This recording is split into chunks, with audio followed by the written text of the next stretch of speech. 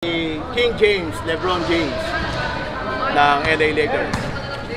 O, diba, bongga, si King James, si LeBron pumunta dito. So, ipapakita namin sa inyo kung...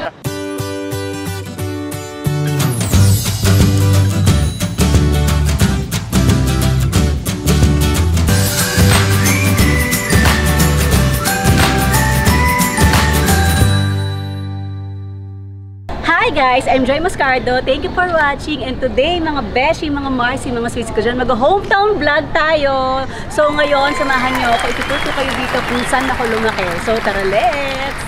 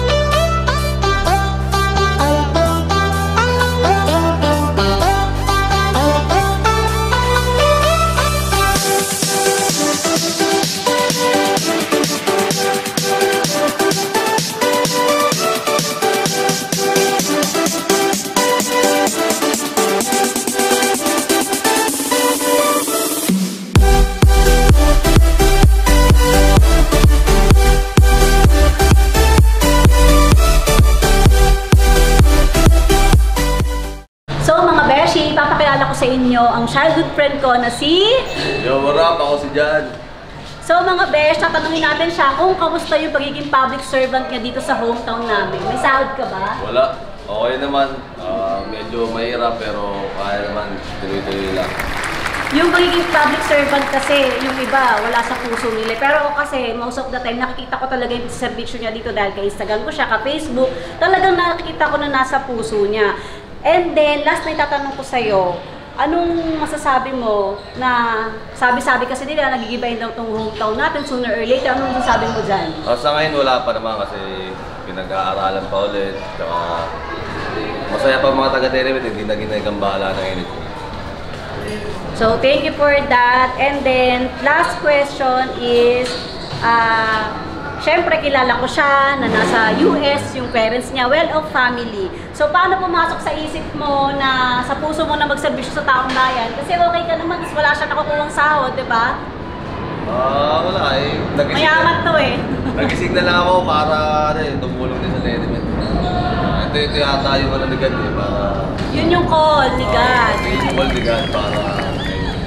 Ang bait ni Kuya. So, ano yung masasabi mo sa mga viewers and subscribers natin? Kasi pagpatuloy mo yung pagbibigay ng inspiration sa kanila, yung pagiging kawang-gawa.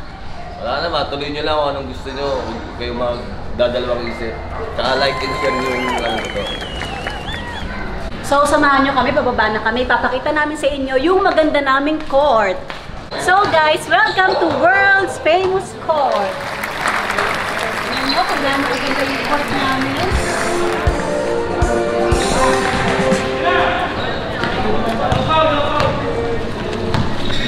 Pwede ko ito lang.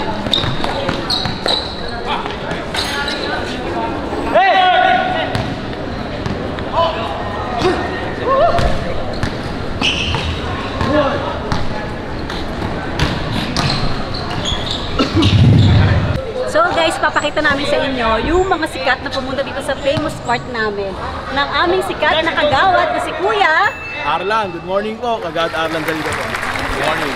So ito yung mga handprint nila. Okay, ito yung handprint ni ni Jimmy Alapag, ni Hudsos, ni Murphy, the Professor, and the last si King James, LeBron James ng LA Lakers. O, diba, bongga, si King James, si LeBron pumunta dito. So, ipapakita namin sa inyo kung paano nila ginagawa sa masayang court ang simpleng laro.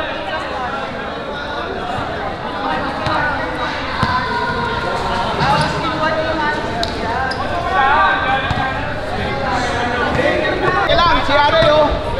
Bakit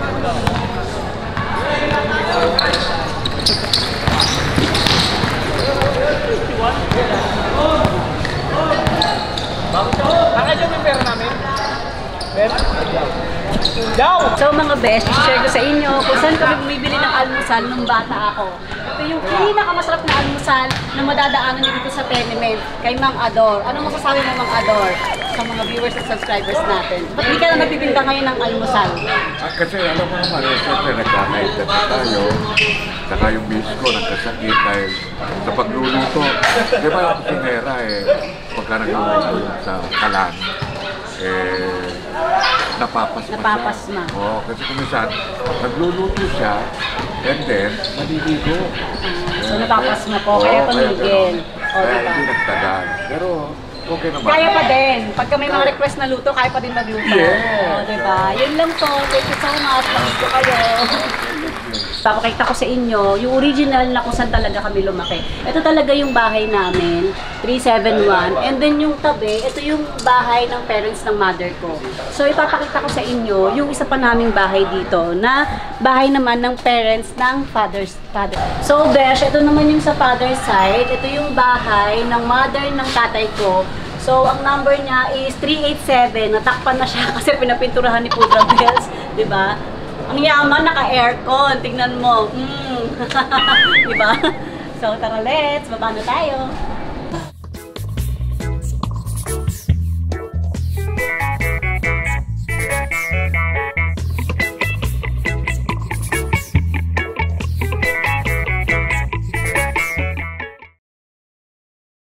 Mga besh, ipapakilala ko sa inyo ang aming presidente dito sa tahanan na si Ate Kleng. So, short interview tayo kay Ate Kleng. Kakamustahin natin si Ate Kleng sa pamumuno niya dito sa tahanan, dito sa aming hometown. Kamusta, Ate? Hi, anyway, good morning. I'm Jennifer Kleng Corpin. Mas kilala ako sa Kleng. Sa pangalan na Kleng dito sa community. Anyway, pagdating naman sa pamumuno, so far, mag-1 year pa lang kami by December. Pero so far, so good naman. At hindi naman natin makukuha talaga yung 100% Na perfect. On 100% in terms of the support ng mga tao dahil medyo matagal na panahon na nawala ako dito Tapos bumalik ulit ako, yung mga hindi original, hindi ako kilala. So medyo question. Yung mga original, yung mga questionable. Kasi questionable marami ng mga tumira na hindi na talaga original. Kasi tayo, diba, born and raised talaga tayo dito. Dito sa hometown. 1975, dito na ako pinanganak. So nakakakilala sa akin, yung mga may suporta sa akin, yung mga original. But then, okay naman dahil nakikita naman nila yung mga trabaho. At improving din naman yung support ng mga lalo tao. na yung yung kinaganda ng court at saka yung mga ilaw, yung mga iba-ibang bisita, 'di ba? Yes, kasi siguro let's say almost 2 decades na walang ilaw yung rampa. Grabe, ang tagal nun. Decades talaga. Dekada talaga. Tapos sabi ko, kailangan natin ibalik yon dahil yun yung nakalakihan natin. No? Ibalik natin sa tao yung gano'n. So, di ba, ang ganda ng binabalik ni Ate Kleng, may nagmalasakit ito sa hometown. Tapos ate, syempre, kailangan ko talaga itanong sa'yo. Kilala kita na well-off family. I saw her Instagram account and Facebook. Syempre, yung mga posts niya, talagang well-off talaga si Ate Kleng. Yung pagiging public servant mo dito, paano mo na-handle ng maayos? Lalo na yung mga stress, pagod ng tao, pasaway dito sa atin, paano mo siya na-handle? Kasi syempre, tututusin, wala ka na dapat magiging problema kasi talaga nakikita ko na maayos naman talaga yung buhay mo. Ano yung nakita mo yung mga malasakit, yung puso mo? Okay, kasi para sa akin, hindi ko naman sinabing na-achieve ko na yung gusto kong ma-achieve sa buhay. Siguro part ng pangarap ko and I want to leave a legacy sa buhay ko na gusto ko, ang makinabang nun, yung pinagmulan ko. Yung hindi naman tayo nagkaroon ng immediately, di ba? Pinaghirapan natin yan. So, gusto ko ipakita sa mga tao na hindi naman imposible yung pwede nating ma-achieve sa buhay basta gusto natin. And siguro yung magiging satisfaction ko, pag dumiretso na yung pa ako, di ba? At least meron ako maiiwan na maganda. Maaalala ko ng mga tao na meron ako magandang nagawa para sa kanila. Ate Kleng, may sahod ka ba dito sa tahanan? Abonado pa. Kasi fellow talaga siya, talagang abonado siya, di ba? Pero okay lang yun kasi ano naman makikita mo naman na if you have the capacity to share, wala namang problema. Pero pag wala naman din. Pero when it terms sa salary, wala. Lahat kami sa asosasyon, wala naman kaming sweldo. Talagang This is all voluntary. voluntary. Oo, voluntary lang. So, ang swerte namin, di ba, nagkaroon kami ng presidente na may malasakit na talaga. Yung nandun yung puso, hindi yung nagpapaglap lang na papogi sa mga camera, di ba? Kasi maraming ganyan eh. So, napakaswerte namin. And last, Ate Kleng, syempre, anong masasabi mo sa mga kababayan natin and viewers and subscribers? Okay. Sa mga subscribers ni Joy, natutuwa ako kasi talagang original Batang Tenement din po, no? Yung nakikita namin success ng mga naging nakatira dito noon, eh talagang nakaka-proud. Kasi sa dami-dami ng residente dito, talagang may lilitaw at lilitaw, no? At saka, pabalik-balik pa rin siya dito, hindi pa rin siya nakakalimot. So, yun, ganun lang naman ang tao dapat. Kung saan ka nagmula, kailangan balik-balikan mo. Kasi, part yun ng success mo. Na makikita mo, from here, eto ka na ngayon, pero hindi mo sila kakalimutan.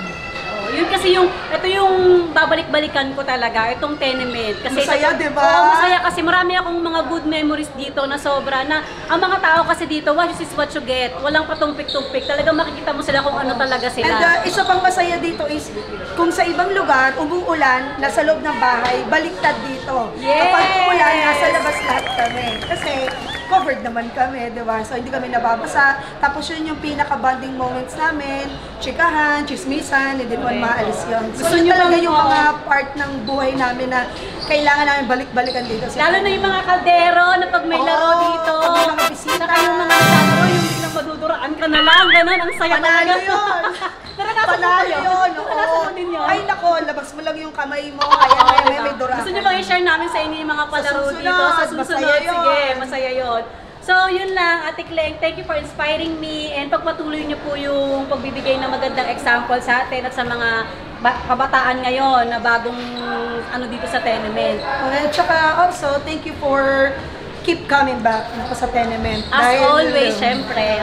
Yun lang mga besh, kailangan na namin magpaalam. So, enjoy your day, enjoy your night, enjoy tomorrow morning, and consider subscribing. Bye, guys! Pauwi na tayo. Please like, comment, share, and subscribe. Bye, guys!